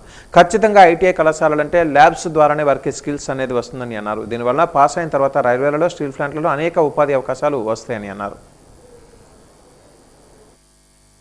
విజయనగరం జిల్లాలో 19కి పైగా ప్రైవేట్ ఐటీఐ కాలేజీలు ఉన్నాయి. ఈ కాలేజీలు ఏవి కూడా సరైనటువంటి సదుపాయాలు కల్పించడం లేదు. ల్యాబ్లు కానీ, లైబ్రరీ కానీ, ఫెసిలిటీస్ కానీ ఎటువంటివి లేకుండా కనీసం అడ్మిషన్ పేరుతో ₹1000 తీసుకుంటున్నప్పటికి కూడా వాళ్ళకి సరైనటువంటి క్లాసులు కూడా నిర్వహించేటువంటి పరిస్థితుల్లో లేదు. ముఖ్యంగా సత్య కానీ, మోక్షగుండం విశ్వేశ్వరయ్య కానీ, భవానీ కానీ, అయ్యప్ప కానీ ఐటీఐ కాలేజీలు ఏవైతే ఉన్నాయో ఈరోజు ఈ విజయనగరం జిల్లా కేంద్రంలో ఉన్నటువంటి సత్య ఐటీఐ కాలేజీ అసలు కాలేజీ కూడా ఎక్కడుందో తెలియదు. కేవలం బోర్డు మాత్రమే ఉంటుంది తప్పితే ఎటువంటి క్లాసులు నడవు, ఒక బిల్డింగ్ కూడా లేనటువంటి పరిస్థితి. ఈరోజు విద్యార్థుల దగ్గర నుంచి ఫీజులు వసూలు చేసి వాళ్ళ క్లాసులు నడపకుండా ఎగ్జామ్స్ టైంలో చూసి రాపించి వాళ్ళని పాస్ చేస్తే వాళ్ళకి సర్టిఫికెట్లు ఇచ్చి బయటకు పంపిస్తే వాళ్ళు రేపొద్దున ఎటువంటి స్కిల్ నేర్చుకుంటారు. ఈరోజు మెయిన్గా ఉన్నటువంటి రైల్వే దగ్గర నుంచి, స్టీల్ ప్లాంట్ల దగ్గర నుంచి అన్నింటిలో కూడా అప్రెంటిస్ ఐటీఐ అనేది కీలకంగా తీసుకుంటున్నారు. కానీ వాళ్ళకి ఎటువంటి స్కిల్ కూడా ఈరోజు నేర్పించట్లేదు. గవర్నమెంట్ కాలేజీ ఒకవైపు గవర్నమెంట్ విద్యా సంస్థల్లో అన్ని సదుపాయాలు కల్పిస్తూ బాగా నిర్వహిస్తున్నటువంటి తరుణంలో ప్రైవేట్ కాలేజీలు రకంగా ఫ్రాడ్ చేయడం అనేది సరైనటువంటి పద్ధతి కాదు. జిల్లా అధికారులు వెంటనే స్పందించి వీటన్నింటిపైన చర్యలు తీసుకోవాలి. ఏవైతే ఇటువంటి నడుపుతున్నారో ఈ కాలేజీలు విఫిలియేషన్ రద్దు చేయాలని చెప్పేసి మేము డిమాండ్ చేస్తా ఉన్నాం. లేని పక్షంలో విద్యార్థులందరినీ ఐక్యం చేస్తామని చెప్పేసి హెచ్చరిస్తా ఉన్నాం. పార్వతీపురం మన్యం జిల్లా కురుపా మండలంలో గిరిజనులపై అటవీశాఖ అధికారులు చేస్తున్న దౌర్జన్యాలకు నిరసనగా ఆదివాసీ గిరిజన సంఘం నేతలు పెద్ద ఎత్తున ఆందోళన చేపట్టారు. గిరిజనులతో కలిసి కురుపాం అటవీశాఖ కార్యాలయానికి ర్యాలీగా వెళ్లి కార్యాలయాన్ని ముట్టడించారు. ఈ సందర్భంగా గిరిజన సంఘం నేతలు అటవీశాఖ రేంజర్కు వినతిపత్రాన్ని సమర్పించి గిరిజనులపై కొనసాగుతున్న దౌర్జన్యాలను వెంటనే ఆపాలని డిమాండ్ చేశారు. కొండ ప్రాంతాలకు వెళ్లి కొండ చీపుర్లు సేకరించి జీవనం సాగిస్తున్న గిరిజనుల వద్ద అటవీశాఖ సిబ్బంది అక్రమ వసూలుకు పాల్పడుతున్నారని ఆరోపించారు. ఇలాంటి అక్రమ వసూలు తక్షణమే నిలిపివేయాలని, ఇందుకు బాధ్యులైన సిబ్బందిపై కఠిన చర్యలు తీసుకోవాలని డిమాండ్ చేశారు. అదేవిధంగా గిరిజన ప్రాంతాలలో చేపడుతున్న పోడు వ్యవసాయంపై అనవసరమైన ఆంక్షలు విధించవద్దని, గిరిజనుల జీవనోపాధికి భంగం కలగకుండా అభివృద్ధి పనులకు అవసరమైన అనుమతులు మంజూరు చేయాలని కోరారు. గిరిజనుల హక్కులను కాలరాస్తూ అధికార యంత్రాంగం వ్యవహరిస్తే ఉద్యమాన్ని మరింత ఉధృతం చేస్తామని సంఘం నేతలు హెచ్చరించారు.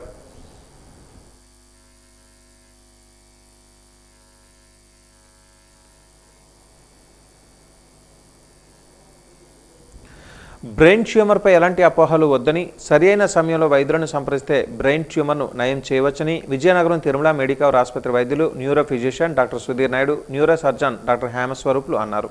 ఈరోజు తిరుమల మెడికవర్ ఆసుపత్రిలో వారు మీడియాతో మాట్లాడారు. బ్రెయిన్ ట్యూమర్ డే సందర్భంగా బ్రెయిన్ ట్యూమర్పై ప్రజలకు మీడియా ద్వారా అవగాహన కల్పించారు. బ్రెయిన్ ట్యూమర్కు సంబంధించిన లక్షణాలు ఆకస్మికంగా తలనొప్పి, సడన్గా ఫిట్స్ వచ్చే అవకాశం ఉందని అన్నారు. మెడికవర్ ఆసుపత్రిలో బ్రెయిన్ ట్యూమర్కు సంబంధించిన అన్ని రకాల వైద్య సేవలు అందుబాటులో ఉన్నాయని అన్నారు. కొన్ని ఆహారపు అలవాట్లు, జన్యుపరమైన అంశాల కారణంగా ప్లాస్టిక్ వాడటం వలన కూడా ట్యూమర్లు వచ్చే అవకాశం ఉందని అన్నారు. తగిన జాగ్రత్తలు వహించాలని సూచించారు. మీడియా సమావేశంలో ఆసుపత్రి సెంటర్ హెడ్ నాగపవన్ తదితరులు పాల్గొన్నారు. ఈరోజు వరల్డ్ బ్రెయిన్ ట్యూమర్ డేగా గుర్తిస్తాం. దీనికి థీమ్ ఏంటంటే క్లోజర్ లుక్ అనమాట. అంటే ప్రతి చిన్న ఆస్పెక్ట్, అంటే మన బాడీలో జరిగే ప్రతి చిన్నదాన్ని కూడా దగ్గర నుండి జాగ్రత్తగా అబ్జర్వ్ చేయండి అని. అంటే ఎలాంటివి అంటే సిమ్టమ్స్, ఏదైనా సడన్గా మీకు ఏదైనా తలనొప్పి వచ్చినా, లేకపోతే తలనొప్పి అలాగా మార్నింగ్ లేస్తారు చాలా ఎక్కువ ఉన్నా, రోజు గడుస్తున్న కొద్ది ఇంకా ఎక్కువ అవుతున్నా, దాంతోపాటు వాంతుల్లాగా అనిపిస్తున్నా, లేక ఫస్ట్ మీకు ఏమైనా ఫిట్స్ ఏమైనా కొత్తగా మొదలైనా, లేక ఏదైనా సడన్గా ఒక అంటే చూపు కానీ లేక అంటే బ్రెయిన్లో ఎక్కడైతే ట్యూమర్ ఉన్నదని అనుకుంటామో ఆ ఏ భాగం అయితే ఉన్నదో దాని ఫంక్షన్ ఏదైతే ఉన్నదో అది డౌన్ అయిపోతుంది అన్నమాట. అంటే ఎలాగంటే ఇప్పుడు చూపుకి సంబంధించిన భాగం వెనక ఉంటుంది, ఆ దగ్గరలోన అది వెళ్ళే ఆ చూపుకి సంబంధించిన నరాలు వెళ్ళే దారిలో ఎక్కడైనా ట్యూమర్ ఉన్నదంటే చూపు సడన్గా తగ్గిపోతుంది. అలాగే బలానికి సంబంధించిన నరాల దగ్గర కానీ ట్యూమర్ ఉంటే బలం తగ్గిపోతుంది. ట్యూమర్ అనేది ఎంత ఎర్లీగా మనం కనిపెడతామో అంత మంచి రిజల్ట్స్ ఉంటాయి. ఎందుకంటే చిన్నగా ఉన్నప్పుడు కానీ సర్జరీ చేస్తే ఈజీగా చిన్న భాగం మాత్రం తీస్తే సరిపోతుంది. అదే పెద్దది ఉన్నదనుకోండి అంత తీయడానికి కుదరదు. ఎందుకంటే ఇది బ్రెయిన్ కదా, ప్రతి నరానికి ఒక ఫంక్షన్ ఉంటుంది. అందులో ఎన్ని నరాలు తీస్తామో అంత ఫంక్షన్ డౌన్ అవుతుంది. అందులోనే వీలైనంత వరకు తీసిగలిగితేనే క్లియరెన్స్ వస్తుంది. అదే పెద్ద ట్యూమర్ అనుకోండి కొంత భాగం మిగిలిపోతే దానివల్ల మళ్ళీ రికరెన్స్ వచ్చే అవకాశం ఉంటుంది. అందుకు ఎంత వీలైనంత త్వరగా మనం డయాగ్నోస్ చేసుకుని ట్రీట్మెంట్ చేసుకుంటే అంత మంచి రిజల్ట్స్ ఉంటాయి. ఎంవీపీ కాలనీ గిరిజన భవన్లో ఈ నెల 30వ తేదీ వరకు సాగే క్రాఫ్ట్ బజార్ ప్రారంభమైంది. హస్తకళ చేనేత వస్త్ర ప్రదర్శనతో అమ్మకాలు నిర్వహిస్తున్నారు. కలంకారీ, పోచంపల్లి, వెంకటగిరి, మంగళగిరి, గద్వాల్, నారాయణ సారీస్, ఉప్పాడ, ధర్మవరం పట్టు saris, bedsheets, dress materials, fancy items, 1 gram gold కళాత్మక ఆభరణాలు విక్రయిస్తున్నారు. పట్టు ఫ్యాన్సీ ఐటమ్స్ ఆఫర్గా 20% రాయితీ ఇస్తున్నట్లుగా క్రాఫ్ట్ బజార్ నిర్వాహకులు బండారు లోకేష్ చెప్పారు. నగరవాసులు ఈ అవకాశాన్ని సద్వినియోగం చేసుకోవాలని, నాణ్యమైన వస్త్రాభరణాలను తక్కువ ధరలకే సొంతం చేసుకోవాలని ఆయన కోరారు.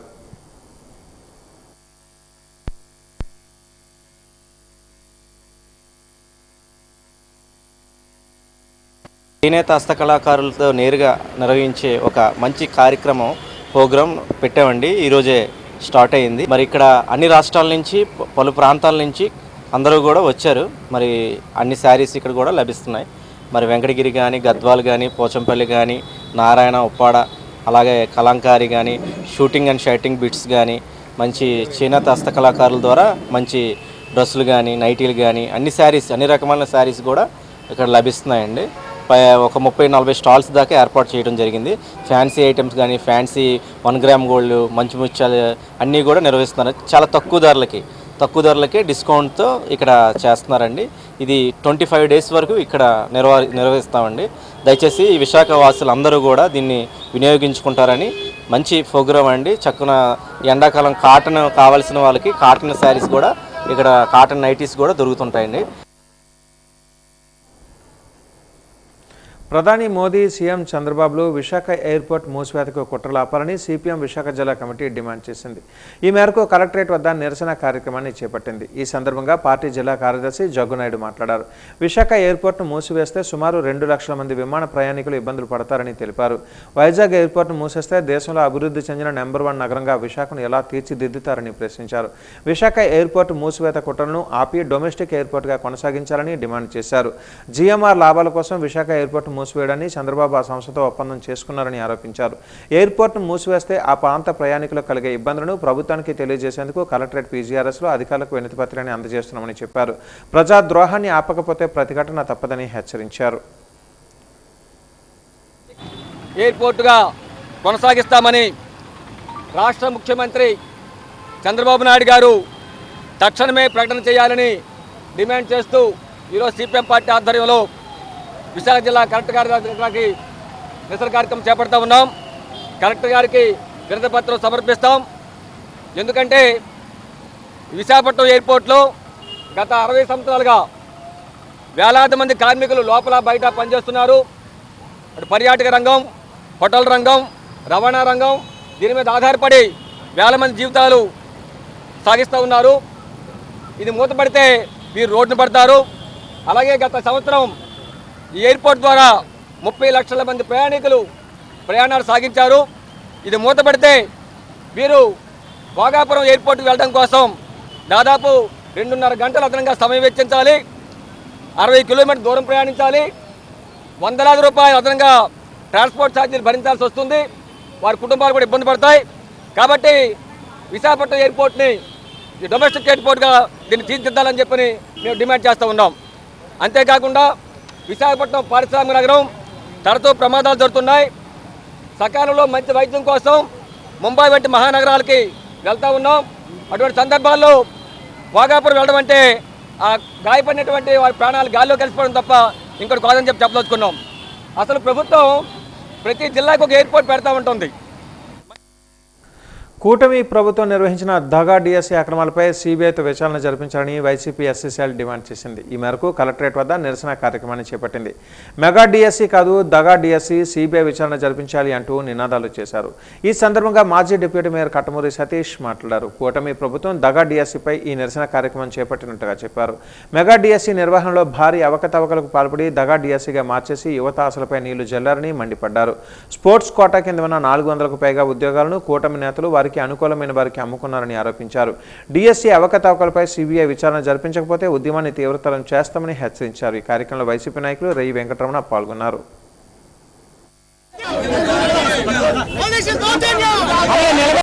ఏదైతే డిఎస్సీలో జరిగినటువంటి క్రీడలకు సంబంధించిన 480 పోస్టులు ఏవైతే ఉన్నాయో అందులో చాలా తీవ్రమైన అక్రమాలు చేసుకున్నాయి. అందులో 380 పోస్టులు ఏవైతే ఉన్నాయో ఈరోజు రిక్రూట్ చేయడం జరిగింది. ఈ 380 పోస్టుల్లో కూడా చూసినట్టయితే ఏదైతే ఇంట్రా యూనివర్సిటీ కానీ ఇంట్రా కాలేజీలో కానీ అనేటువంటి స్టూడెంట్స్ ఎవరైతే ఉన్నారో ఓన్లీ బ్యాడ్మింటన్, అదేవిధంగా థైక్వాయిడ్ ఒకటి, బ్యాడ్మింటన్ ఒకటి, ఒక 4 స్పోర్ట్స్ సంబంధించి సుమారు 280 పోస్టులు ఫిల్ చేయడం జరిగింది. క్రికెట్ ఆటకు సంబంధించి ఓన్లీ ఒకే ఒక పోస్ట్ చేయడం జరిగింది.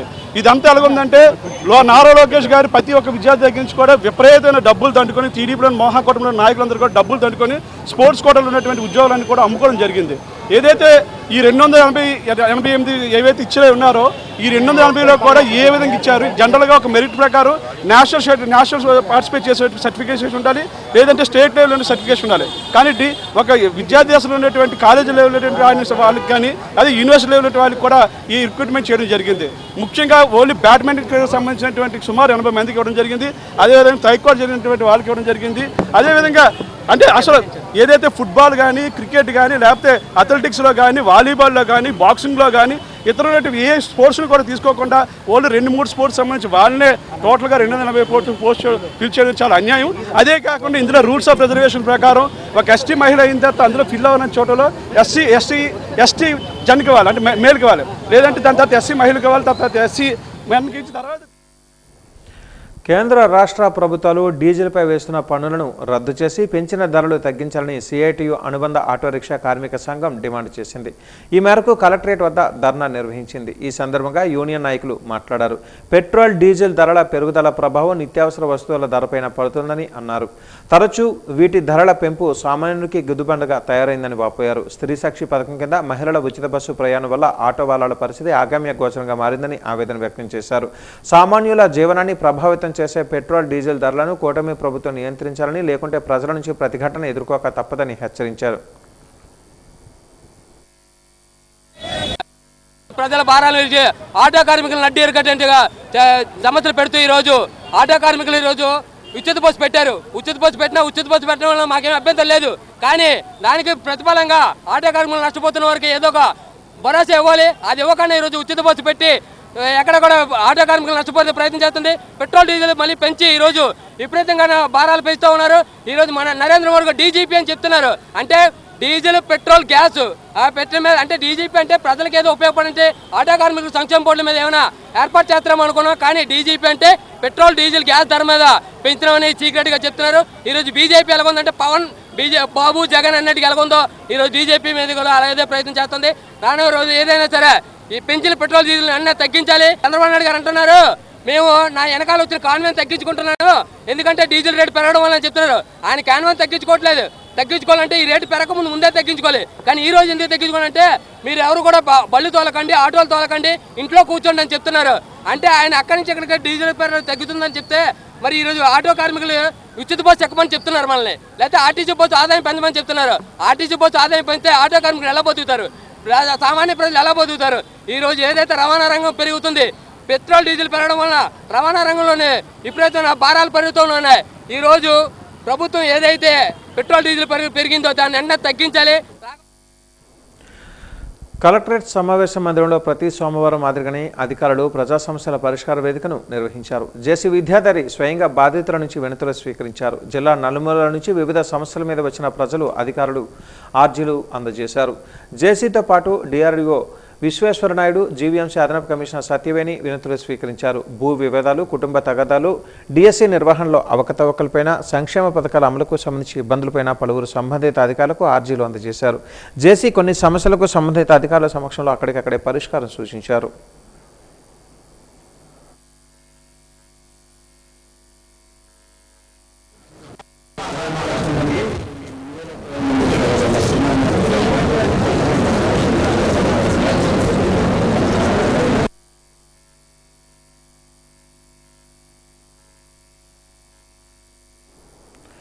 దివ్యాంగ అభ్యర్థులైన స్పెషల్ రిక్రూట్మెంట్కు సంబంధించి బ్యాక్లాగ్ పోస్టుల భర్తీలో అవకతవకలపై విచారణ జరిపించాలని AP visually challenged youth association demand చేసింది.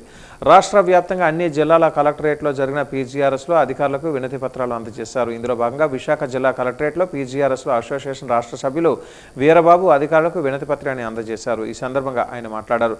ప్రక్క రాష్ట్రం యూనివర్సిటీకి చెందిన అనర్హులైన దివ్యాంగులకు బ్యాక్లాగ్ పోస్టుల భర్తీలో అవకాశం కల్పిస్తూ అర్హులకు అన్యాయం చేస్తున్నారని వాపోయారు. ఇదే విషయమై అధికారులకు విన్నవించుకుంటున్నట్లుగా చెప్పారు. సర్టిఫికెట్లు రీవెరిఫికేషన్ చేసి అర్హులకే ఉద్యోగాలు ఇవ్వాలని విజ్ఞప్తి చేశారు.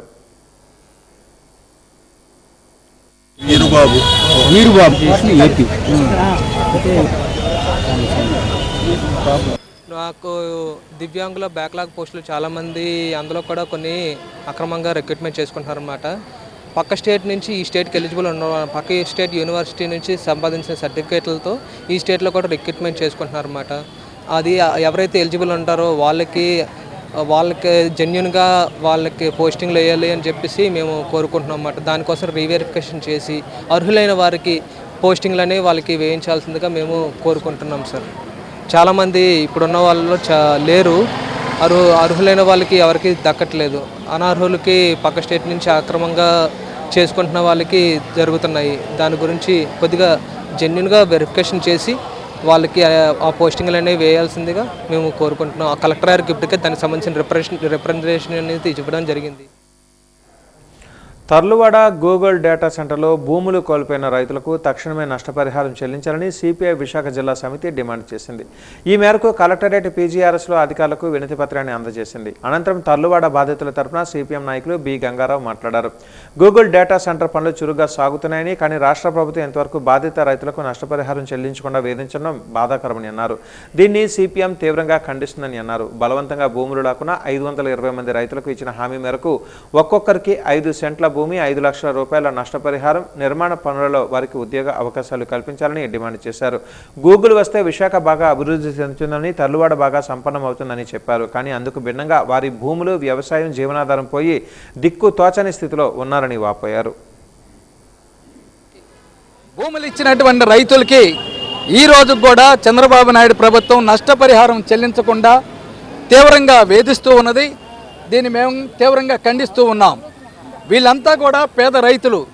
520 మంది రైతుల దగ్గర భూములు బలవంతంగా గుంజేసుకొని వాళ్ళ చెట్లన్నిటిని కూడా కూల్చేసి ఆ భూములన్నిటిని కూడా చదును చేసి ఈరోజు నిర్మాణ కార్యక్రమాలు చేపడుతూ ఉన్నారు. వాళ్ళకి హామీ ఇచ్చారు. హామీ ప్రకారం ఒక్కొక్కరికి 5 సెంట్లు భూమి, 5 లక్షల రూపాయల నష్టపరిహారము, అలాగే నిర్మాణ పనుల్లో వాళ్ళకి ఉద్యోగ అవకాశాలు కల్పిస్తామని హామీ ఇచ్చి ఈరోజు వాళ్ళకి అన్యాయం చేసే విధంగా రాష్ట్ర ప్రభుత్వం వ్యవహారం చేయటం అది సరైనటువంటిది కాదు. గూగుల్ వస్తే విశాఖపట్నం బాగా అభివృద్ధి అవుతుంది. తర్లువాడ గ్రామం బ్రహ్మాండంగా సంపన్నమైనటువంటి విధంగా ప్రజానీకం అభివృద్ధి అవుతున్నారు. వీళ్ళందరూ భూములు పోయినాయి, వ్యవసాయం పోయింది, జీవనాధారం పోయింది. ఏమి లేక ఈరోజు దిక్కు చూడనటువంటి రైతులుగా మారిపోయినటువంటి పరిస్థితిని చంద్రబాబు నాయుడు గారు సృష్టించారు. ఇది సరైనటువంటిది కాదు. దళితుల దగ్గర కూడా భూమి తీసుకున్నారు. వాళ్ళకి ఈరోజు కూడా చాలామందికి నష్టపరిహారం ఇవ్వకుండా వాళ్ళని వేధిస్తూ ఉన్నారు. వాళ్ళకి 20 సెంట్లు భూమి ఇస్తానన్నారు నష్టపరిహారంగా, అది ఇవ్వలేదు. అదిగాక వాళ్ళకి కమర్షియల్ కాంప్లెక్స్ కట్టిస్తామన్నారు, అది ఇవ్వలేదు. ఇంటికొక ఉద్యోగం ఇస్తానన్నారు, అది ఇవ్వలేదు. మరి ఇంత అన్యాయం ఎందుకు చేయాలని నేను అడుగుతూ ఉన్నాను చంద్రబాబు నాయుడు గారు. ఇది సరైనటువంటిది కాదు. వెంటనే మీరు స్పందించి వీళ్ళకి అన్యాయం చేయకుండా రైతులకు ఇస్తానన్నటువంటి హామీ ప్రకారం వాళ్ళకి 5 సెంట్ల భూమి. సివిల్ సప్లై గోడౌనందు రూట్ మ్యాప్ సిస్టమ్ను రద్దు చేయాలని ఏఐటీసీ అనుబంధ civil supply hamalis union demand చేసింది. ఈ మేరకు జీవీఎంసీ గాంధీ పార్కులో నిరసన తెలిపింది. ఈ సందర్భంగా యూనియన్ ప్రధాన కార్యదర్శి మన్మథరావు మాట్లాడారు. కేంద్ర ప్రభుత్వం సివిల్ సప్లై గోడౌన్ తీసుకొస్తున్న రూట్ మ్యాప్ సిస్టమ్ని రద్దు చేయాలని, హమాలీలను 4వ తరగతి ఉద్యోగులుగా గుర్తించారని, గత 6 నెలలుగా పెండింగ్లో ఉన్న ఎగుమతి దిగుమతి రేట్లు పెంచితే అగ్రిమెంట్ చేయాలని, పీఎఫ్ క్లెయిమ్లను పరిష్కరించాలని డిమాండ్ చేశారు. కేంద్ర ప్రభుత్వం తీసుకొస్తున్న రూట్ మ్యాప్ సిస్టమ్ వల్ల హమాలీలు ఉపాధి కోల్పోతున్నారని, దీన్ని వెంటనే రద్దు చేయాలని డిమాండ్ చేశారు.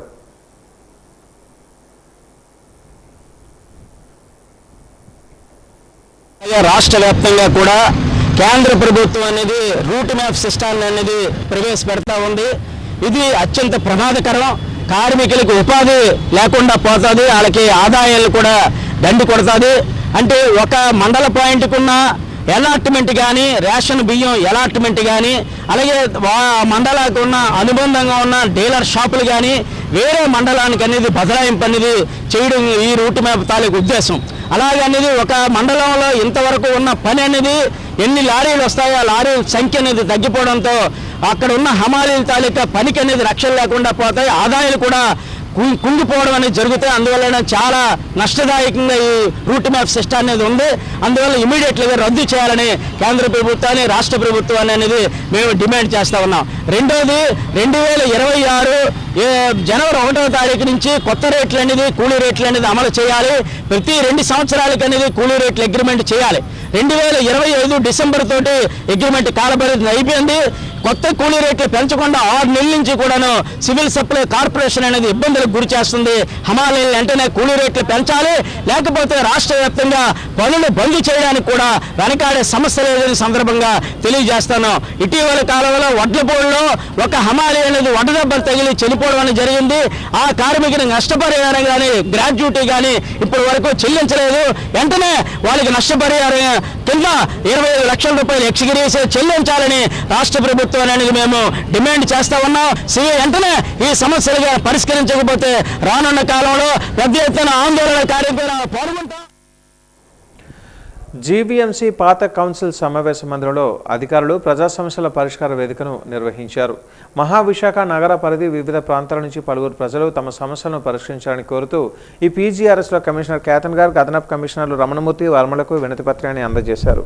కొన్నింటిని సంబంధిత విభాగాల అధికారులకు ఎండోర్స్ చేశారు. ప్రభుత్వ పథకాలు, భూ వివాదాలు, ఇళ్ల పనుల సమస్యలు, వీధి దీపాలు, రహదారులు, ఇతర సమస్యలపై బాధితులు అధికారులకు విన్నవించుకున్నారు.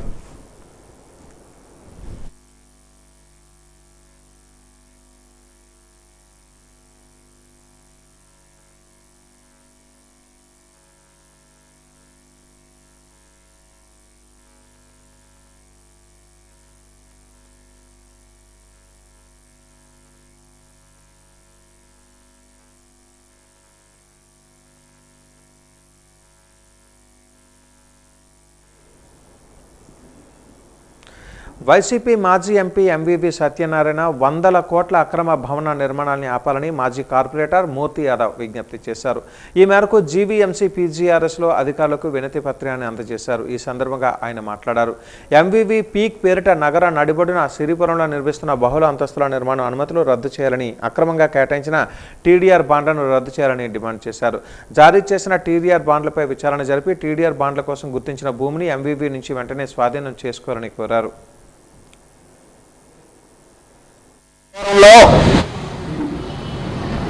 జీవీఎంసీ కమిషనర్ గారు బంగ్లా పక్కనే ఆనుకున్నటువంటి విశాఖ మాజీ వైసీపీ ఎంపీ ఎంవీవీ ఏదైతే క్రైస్తవుల భూమిని అన్యాయంగా, అక్రమంగా గత వైసీపీ ప్రభుత్వంలో ఎంవీవీ పీక్ పేరుతో బహుళ అంతస్తుల నిర్మాణానికి ఏదైతే అప్పుడు ప్రతిపాదన పెట్టారో ఆ ప్రతిపాదనలో ఎంవీవీ పీక్కి సంబంధించి సిబిసిఎన్సి ఆస్తులు కోర్టు వివాదాల్లో ఉన్నాయి. యాజమాన్య హక్కుల గురించి వివాదాల్లో ఇప్పటికే 10 సంఖ్యలో కేసులు ఉన్నాయి.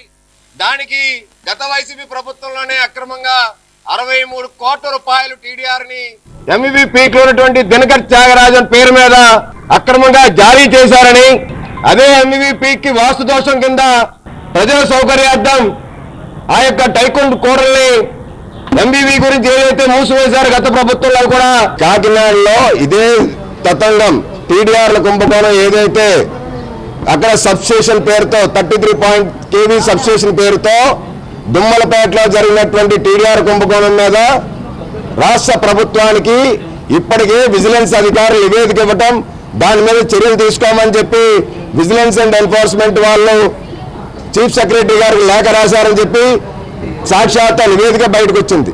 మొత్తం రాష్ట్రంలో గత 5 ఏళ్ల వైసీపీ ప్రభుత్వంలో జరిగినటువంటి 3,300 పైగా టీడీఆర్ బాండ్లు అప్పట్లో ఇచ్చారు. సుమారు 10,000 కోట్ల రూపాయలు పైగా అక్రమ టీడీఆర్ని తణుకులో కావచ్చు, నెల్లూరులో కావచ్చు, గుంటూరులో కావచ్చు, విశాఖలో కావచ్చు, కాకినాడలో కావచ్చు, ఎక్కడెక్కడైతే గత వైసీపీ ప్రభుత్వంలో అక్రమంగా టీడీఆర్ కొట్టేశారో, రాష్ట్ర ప్రభుత్వానికి స్థానిక సంస్థలకి ఆర్థికంగా నష్టం చేకూర్చారో 100 కోట్లలో, దానిపైన కూటమి ప్రభుత్వం చిత్తశుద్ధితో ఉండి ఇవాళ నివేదికలు ఇవాళ అందుతాగానే చర్యలు తీసుకోవడానికి ముఖ్యమంత్రి గారు, ఉప ముఖ్యమంత్రి పవన్ కళ్యాణ్ గారు ఇవాళ సంసిద్ధం అవుతా ఉన్నారు.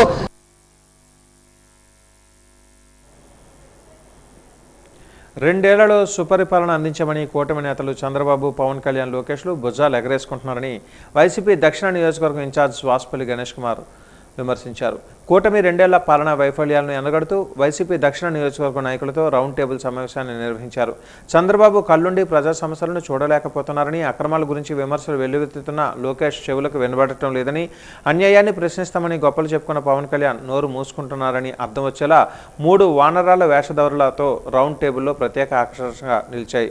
ఈ సందర్భంగా వాసుపల్లి మాట్లాడుతూ రాష్ట్రం వెలిగిపోతుందంటే ఆ పేదల ఇండ్లలో ఉండాలనే నాయకుడు జగన్ అయితే, ధనికుల ఇండ్లలో వెలుగు రావాలని కోరుకునేవాడు చంద్రబాబు అని విమర్శించారు. జాలు ఎగరేసుకుంటా ఉన్నారు. 2 సంవత్సరాల పరిపాలన, సుపరిపాలన అందించామని చెప్పేసి రోజు రాష్ట్రం వెలిగిపోతుంది అని అంటే ఆ వెలుగు పేదవాడి ఇంట్లో వెలగాలని చెప్పేసి అనుకునే నాయకుడు జగన్మోహన్ రెడ్డి గారు. చంద్రబాబు నాయుడు ఏంటి, ధనికుడి ఇంట్లో వెలుగు రావాలని కోరుకునేవాడు. అంటే ధనికుల్ని ధనికులుగా చేసే చంద్రబాబు నాయుడు, లోకేష్ అయితే, జగన్మోహన్ రెడ్డి గారు పేద వాళ్ళ ఇంట్లో వెలుగు వెలగాలి, ఇది ఆ రకమైన నాయకత్వాన్ని ఇచ్చినటువంటి మహానాయకుడు. మన రాష్ట్రంలో, మన దేశంలో పుట్టిన దీంట్లోని బాబాసాహెబ్ అంబేద్కర్ అయితే, మహాత్మా గాంధీ అయితే, సుభాష్ చంద్రబోస్ అయితే, సర్దార్ వల్లభాయ్ పటేల్ అయితే, మళ్ళీ ఆ తర్వాత వచ్చిన కోవులోనేమో జగన్మోహన్ రెడ్డి గారు, వైఎస్ రాజశేఖర రెడ్డి గారు పుత్రుడు అని చెప్పి నేను తెలియజేస్తానన్నమాట. సో ఇలాంటి మహానాయకుడు ఒక మంచి ఆశయాలతోటి ఇప్పుడే మంచి 70 స్పీకర్స్ మాట్లాడుతూ ఉన్నారు. అధ్యక్ష నియోజక 70 స్పీకర్స్, సీనియర్ మోస్ట్ ఆ వార్డు పెద్దలు, కుల పెద్దలు, ఇలాంటి వాళ్ళందరూ కూడా వచ్చి మాట్లాడుతూ ఉన్నారన్నమాట.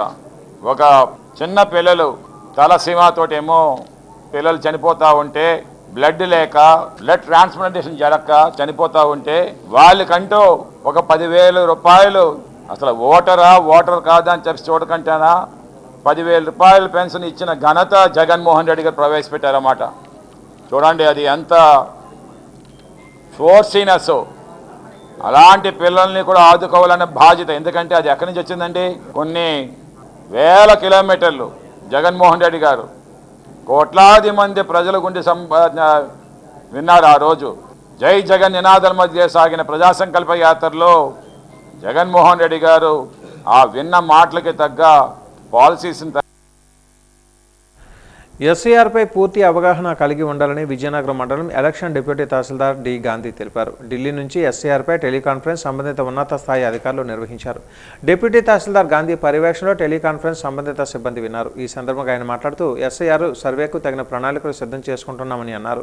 ప్రత్యేక సమగ్ర సర్వే జిల్లా కలెక్టర్ రామసుందర్ రెడ్డి ఆదేశాల మేరకు విజయనగరం మండల తహసీల్దార్ కోరమనాథరావు ఆదేశాలతో వేగవంతం చేస్తున్నామని అన్నారు. ఈ కార్యక్రమంలో సిబ్బంది, వెంకటేష్ తదితరులు పాల్గొన్నారు. విజయనగరం నియోజకవర్గం సంబంధించి 260 పోలింగ్ స్టేషన్స్ మనకి ఎలక్షన్ దీని ప్రకారంగా మనకి ఉన్నాయండి. ప్రజెంట్ ఇప్పుడు ఎస్ఐఆర్ అంటే స్పెషల్ ఇంటెన్సివ్ రివిజన్ అని మనకి రాబోతుందండి. ఆల్రెడీగా మనకి నోటిఫికేషన్ కూడా వచ్చేసిందండి. అది ఇప్పుడు ప్రజెంట్ దానిలో భాగంగా మనం గత 2-3 మంత్స్ నుంచి బిఆర్ఓస్ చేత 2002 ఏదైతే అప్పుడు ఎలక్టర్ రోల్ ఉందో ప్రజెంట్ ఇప్పుడు 2025 ఎలక్టర్ వాళ్ళతో మేము అది మ్యాపింగ్ చేస్తున్నాం. అంటే ప్రోజ్ని అంటే వాళ్ళ తాలకు సంతానం ఎవరున్నారు, అలాగే ఇప్పుడున్న వాటర్ అప్పుడు ఉంటే దాంతో దీనికి లింకప్ చేస్తున్నామండి. దీనివల్ల ఏంటంటే మనకి ఎస్ఐఆర్లో కొంచెం ఈ ప్రాసెస్ అంతా కొంచెం ఈజీ అవుతుందండి. ప్రజెంట్ దానిలో భాగంగా ఏంటంటే మనకి ఈ ఆంధ్రప్రదేశ్కి మనకి 5/6/2026 నుంచి 14/6/2026 వరకు మనకి ఈ బిఎల్ఓస్ అందరికీ ట్రైనింగ్స్ ఆల్రెడీగా స్టార్ట్ అయ్యింది. దానిలో భాగంగా ఈరోజు మనకి ఎలక్షన్ కమిషన్ ఆఫ్ ఇండియా వాళ్ళు మన సిఇఓ ఆంధ్రప్రదేశ్ వాళ్ళు ఇన్స్ట్రక్షన్ ప్రకారం ఈరోజు మనకి వీసీ అవుతుందండి. దానిలో మనం ఏమేమి చేయాలి స్టెప్ బై స్టెప్ అంతా చాలా క్లారిటీగా ఆ ట్రైనింగ్ అనేది మేము ఇప్పుడు అది చెప్తున్నారు. ప్రజెంట్ అది అవుతుందండి. ఆఫీసర్స్ క్లబ్ సర్వసభ్య సమావేశం నిన్న సాయంత్రం జరిగింది. ఆఫీసర్స్ క్లబ్స్ ఎన్నికల పరిశీలకులుగా జిల్లా సహకార అధికారి రమేష్ కార్యక్రమానికి హాజరయ్యారు. ఈ సందర్భంగా రమేష్ మాట్లాడుతూ కొత్తగా ఎన్నిక కాబడిన కమిటీ ప్రతి నెల మేనేజ్మెంట్ కమిటీ మీటింగ్ ఏర్పాటు చేసుకోవాలని అన్నారు. ఏడాదికి ఒక్కసారైనా సమావేశాలు ఏర్పాటు చేసుకోవాలని సూచించారు. కమిటీ జవాబుదారీతనంగా పనిచేయాలని కోరారు. ఈ కార్యక్రమంలో ఆఫీసర్స్ క్లబ్ ప్రతినిధులు పాల్గొన్నారు.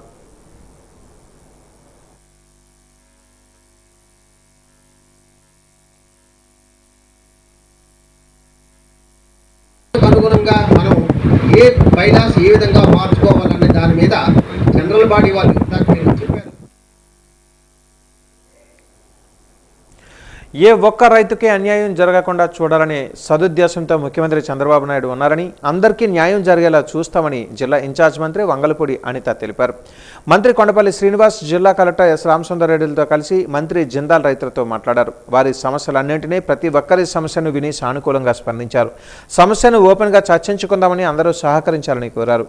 జిల్లా ఇన్ఛార్జ్ మంత్రిగా మీ ముందుకు వచ్చానంటే ప్రభుత్వ ప్రతినిధిగానే వచ్చినట్లుగా భావించాలని, మీ సమస్యల పరిష్కారానికి చిత్తశుద్ధితో కృషి చేస్తానని అన్నారు. గతసారి రైతులతో జిందాల్ సమస్యలపై చర్చించిన అంశాలను మినిటైజ్ చేయడం జరిగిందని, కంపెనీతో కూడా మాట్లాడి మీకు రావాల్సినవన్నీ వచ్చేలా చూస్తామని తెలిపారు. మధ్యవర్తుల మాటలు విని మీరు మోసపోవద్దని, ప్రభుత్వానికి సహకరిస్తే అందరికీ మేలు జరుగుతుందని స్పష్టం చేశారు.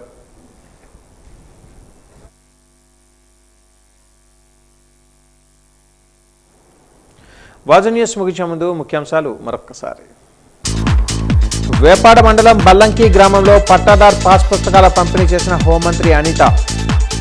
రైతు సంక్షేమమే కూటమి ప్రభుత్వ ధ్యేయమని స్పష్టం.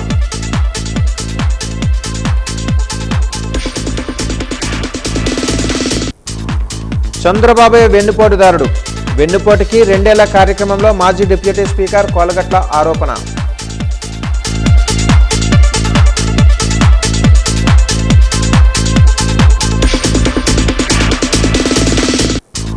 ప్రజలకు న్యాయం చేయడమే ప్రభుత్వ ధ్యేయం. పార్వతీపురం పీజీఆర్ఎస్ కార్యక్రమంలో మంత్రి సంధ్యారాణి.